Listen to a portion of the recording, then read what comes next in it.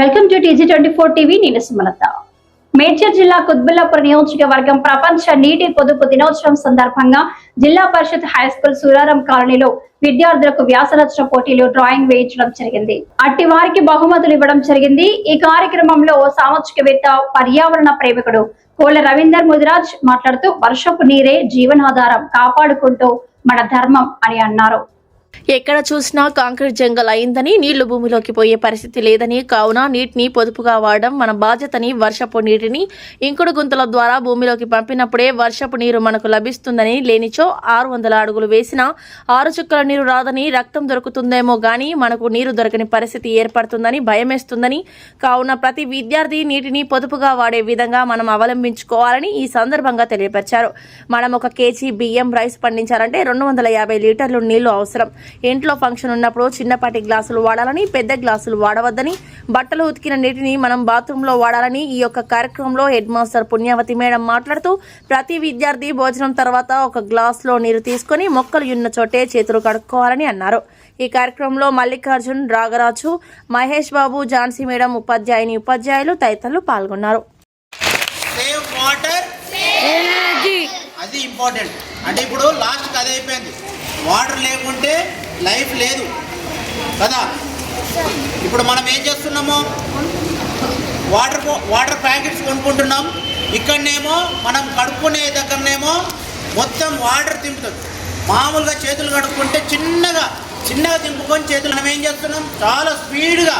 అంటే నువ్వు కడుక్కునే చేతుల్లో నీళ్ళతోని 10 మంది కడుక్కోవచ్చు. కానీ మనం ఏం చేస్తున్నాం, వేస్ట్ చేస్తున్నాం. ఫస్ట్ మన స్కూల్లో చేసేది అది.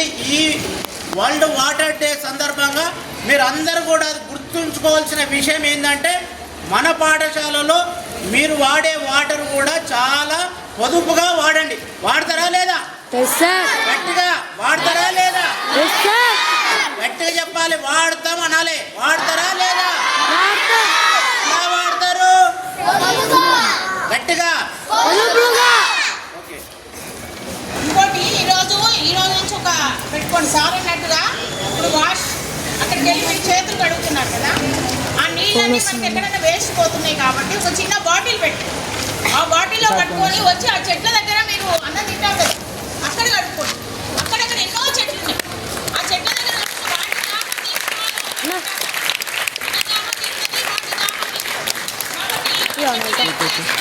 కాబట్టి చిన్న బాటిల్ తెచ్చుకొని పట్టుకొని ఆ చెట్ల దగ్గరే కడుక్కోండి. అంటే అక్కడ మనకి వాటర్ వేస్ట్ కాదు, ఇక్కడ చెట్లకు చెల్లుతాయి, చెట్లకు ప్రాణం పోషణాలు. అది గుర్తుపెట్టుకోండి. ఇంటి దగ్గర కూడా అంటే చెట్లకు కట్టుకోవచ్చు, తప్పేం లేదు. మన ఇంటి ఉంటాయి కదా చెట్లు, అన్న తిన్నాను పోయి చెట్లు దగ్గర కడుక్కోండి, వాటర్ ఆ చెట్లకి వెళ్ళిపోవచ్చు. ఓకే. ఇప్పుడు మన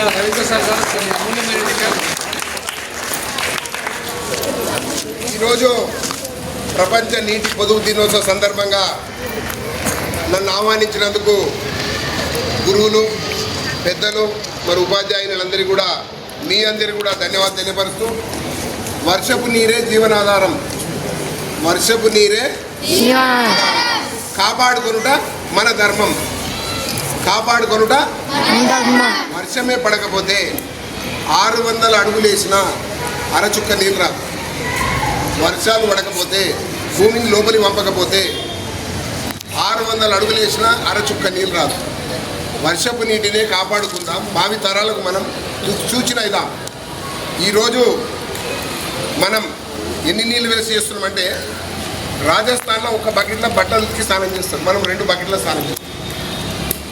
ఒక్కొక్క చుక్కను లెక్క పెడితే 1 గంట అయితే గ్లాస్ నిండుతుంది. 1 కిలో రైస్ కావాలంటే, నీకు పంట మనం తినే రైస్ కావాలంటే 250 లీటర్ల నీళ్ళు కావాలి. ఎంత? 250 లీటర్ అయితే కానీ 1 కిలో రైస్ మన ఇంట్లోకి వస్తుంది. నువ్వు వండిన తర్వాత 1/2 కేజీ రైస్ పడేసినావు అంటే 100 లీటర్ల నీటిని నువ్వు వృధా చేసినావు. మనం భవిష్యత్తులో రక్తం దొరుకుతుందేమో కానీ నీరు దొరకని పరిస్థితి ఏర్పడుతుంది.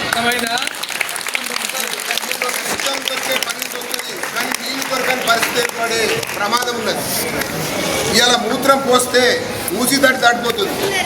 ఉన్నది ఏమైనా మట్టి రోడ్డు, మన ఇంట్లో మూత్రం పోస్తే పైప్ లైన్ ద్వారా మూసిన దాటిపోతుంది. భూమిలోకి నీళ్ళు పంపితేనే మనకు నీళ్ళు వస్తాయి. మీ డాడీ మమ్మీ బియ్యం తీసుకొచ్చి కుండలో పోస్తే నాకు తీసి పడుతుంది, అంతే కదా. డబ్బల వసతులకి తీసి రోజు పడుతుంది. మనం వర్షం నీటిని భూమిలో పంపితేనే మళ్ళీ మనం నీళ్ళు తీసుకోవచ్చు. వర్షం నీళ్ళే మనం భూమిలో పంపకపోతే, మన ఇళ్ళలో ఇంకుడు గుంత లేకపోతే, చుట్టుముట్టు చెరువులను కాపాడకపోతే భావి తరాలకు మనం ద్రోహం చేసిన వాళ్ళం అవుతాం.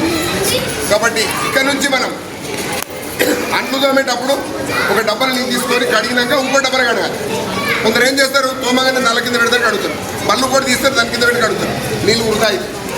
అదే నువ్వు ఒక డబ్బల కడిగి ఆ నీళ్ళలో మళ్ళీ కడిగిన అనుకో 50% నీళ్ళు ఆదా చేయొచ్చు. చేయొచ్చా? చేయొచ్చు కదా? అట్లా ఎంతమంది చేస్తారు? రేపటి నుంచి చేస్తామా? చేద్దామా రేపటి? మీ మేడం చెప్పినట్టు నీళ్ళు చెట్లకు పోయండి, అది కూడా ప్రాణి, దాన్ని కూడా కాపాడుకోవాలి. కావున మనం ఎక్కడికి పోయినా మన ఇంట్లో కూడా ఎవరైనా బంధువులు వస్తే కూడా చిన్న గ్లాసుకి ఇవ్వాలి నీళ్ళు. పెద్ద గ్లాసులో నీళ్ళు ఇస్తే సగం తాగి సగం పడిస్తుంది. నిజమా కదా? మన ఇంట్లో పని బట్టలు నీళ్ళు ఉంటుంది, నీళ్ళు వస్తుంది మళ్ళీ ఉంటుంది. దాంట్లోనే 3 సార్లు కాపాడదామా? వాటి నల్లను వేస్ట్ కొనియకండి. మీ ఇంట్లో మీ తల్లిదండ్రులు చెప్పండి, నాయన వర్షం నీళ్ళే జీవనాధారం, కాపాడుకునే ధర్మం, వర్షం భూమిలోకి పంపిద్దాం, మనం ఒక గుంత తోడదాం, దాన్ని ఇసుకేద్దాం, భూమిలోకి పంపిద్దాం, ఆ నీళ్లు మనకు రేపు వస్తాయి. ఇవాళ మా ఇంట్లో 200 ఫీట్ల రోరే, మా స్కూల్లో 150 ఫీట్ల రోరే, 14 ఫీట్ల ఇంకుడు గుంతున్నది, ఇప్పటికీ నీళ్ళు వస్తుంది. పక్క ఆయనకు 600 ఫీట్లు నీళ్ళు లేవు. కాబట్టి ₹1 కోటి పెట్టి ఇల్లు కడతాం, కానీ 10,000 పెట్టి ఇంకుడు గుంత కొట్టాం. ఇవన్నీ మీరు ఇన్నోళ్ళు చెప్పాలి పెద్దలకు, నాయన ఇంత పెద్ద ఇల్లు కట్టినా నాయన నీళ్ళు ఎడుకెళ్ళి వస్తాయి, మనకు ఆ గుంతలకు నీళ్ళు పంపినాయన అని చెప్పాలి. అంతటా సీసీ రోడ్లు అయినాయి, కాలుకు మట్టి అంత ఇంట్లోకి వెళ్ళి బయట వెళ్ళామంటే కాలుకు మట్టి అంత వద్దు, అట్లా సీసీ రోడ్లు అయిపోయినాయి. నీళ్లు భూమిలోకి పోయే పరిస్థితి లేదు. వాటి ప్రభుత్వం కూడా ఇప్పుడు స్ట్రిక్ట్గా చేసింది. భవిష్యత్తులో ఇంకుడు గుంతుంటేనే రిజిస్ట్రేషన్, భవిష్యత్తులో ఇంట్లో ఇంకుడు గుంతుంటే వాటి రిజిస్ట్రేషన్ వచ్చే విధంగా చట్టం రాబోతుంది. కాబట్టి ఇకనైనా మనం వర్షం నీటిని కాపాడుకుందాం, పర్యావరణాన్ని కాపాడదాం, ప్లాస్టిక్ దూరంగా ఉందాం. ఇవాళ నీళ్లు భూమిలోకి పోకపోవడానికి కూడా మనమే కారణం. చెట్లంతా ప్లాస్టికే, నీళ్ళు ఎట్లా పోతాయి? ప్లాస్టిక్ మీద నీళ్ళు ఉంటాయి, కింద పోతాయి, భూమిలో పోవు కదా. ప్లాస్టిక్ను కూడా విడనాడాలి. మనం సాధ్యమైనంత మట్టుకు మనం వర్షం నీటిని కాపాడుకుందామని ఒకసారి ప్రమాణం చేద్దాం. వర్షపు నీరే జీవనాధారం, వాటిని కాపాడుకొనుట మన ధర్మం.